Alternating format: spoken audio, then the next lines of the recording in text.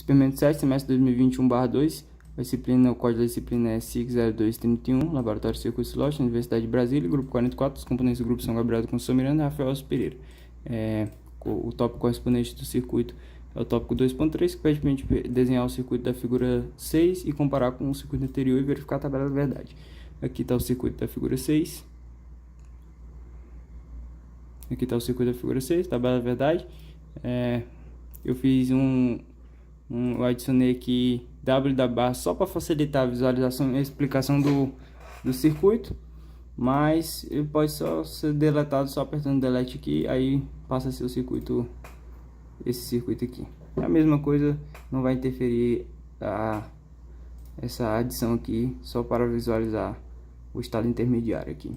Então a gente tem a tabela da verdade aqui, como funciona o circuito. Bem, quando a gente tem a diferença para o circuito anterior é o seguinte, que no primeiro circuito do tópico, no segundo circuito do tópico 2.2, a gente tinha um LED RS com um controlador. Aqui a gente tem dois LEDs RS, ou seja, aqui o primeiro LED RS e aqui o segundo LED RS, e esses LEDs eles têm controladores opostos, eles estão em série um com o outro, ou seja, a saída de um é a entrada do outro, mas o controlador deles são opostos, ou seja, quando T for igual a 1 no primeiro LED aqui, ou seja, vai habilitar a transmissão de dados, ou seja, W e W bar vão variar de acordo com os valores de set e reset, mas o T vai ser zero aqui por conta da NOT, então Q e Q bar não vai variar de acordo com W e W bar, que seria o set desse LED e o reset desse LED aqui, pegando as quatro portas aqui. Tá. Aí. Então, e o oposto também funciona. Quando T estiver igual a zero, a transmissão de dados vai estar ativada no segundo LED, mas no primeiro não vai estar, ou seja, os valores de W da barra não vão variar com set reset, mas os valores de Q e Q barra vão variar de acordo com W da barra. Então, eu vou iniciar a simulação aqui. Iniciar a simulação.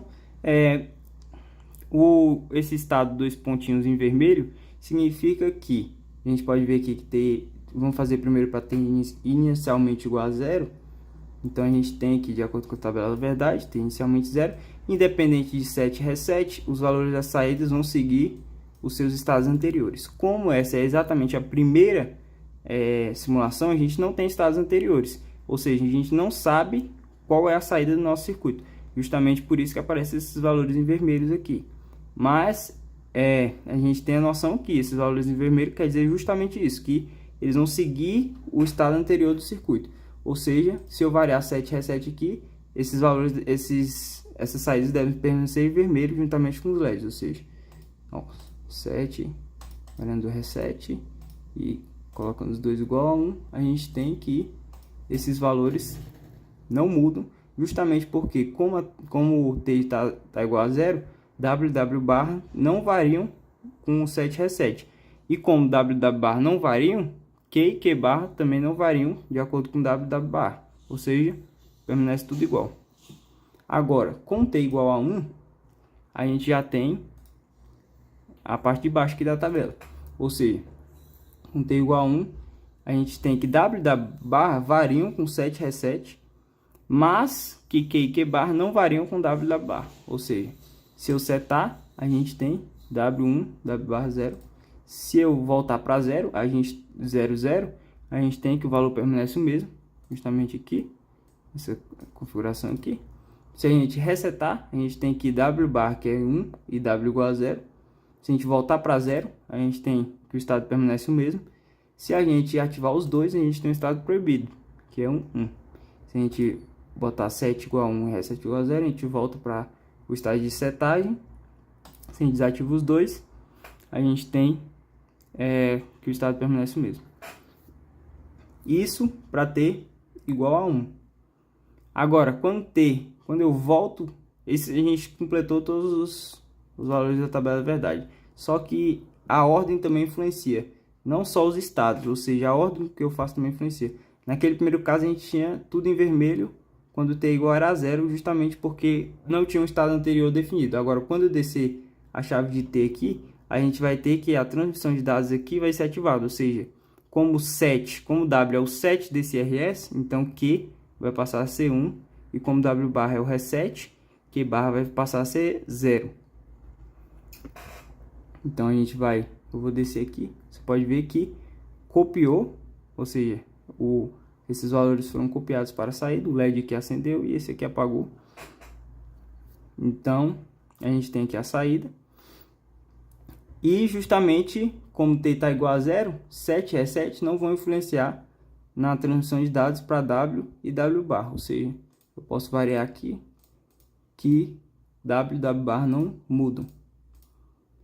E como W e W barra não mudam, por mais que a transmissão aqui de dados estejam ativadas, ou seja, Q e Q barra copia W e W barra, mas por mais que eles copiam, como a transmissão aqui está bloqueada, então W e W barra não vão mudar, ou seja, Q e Q barra não vão mudar.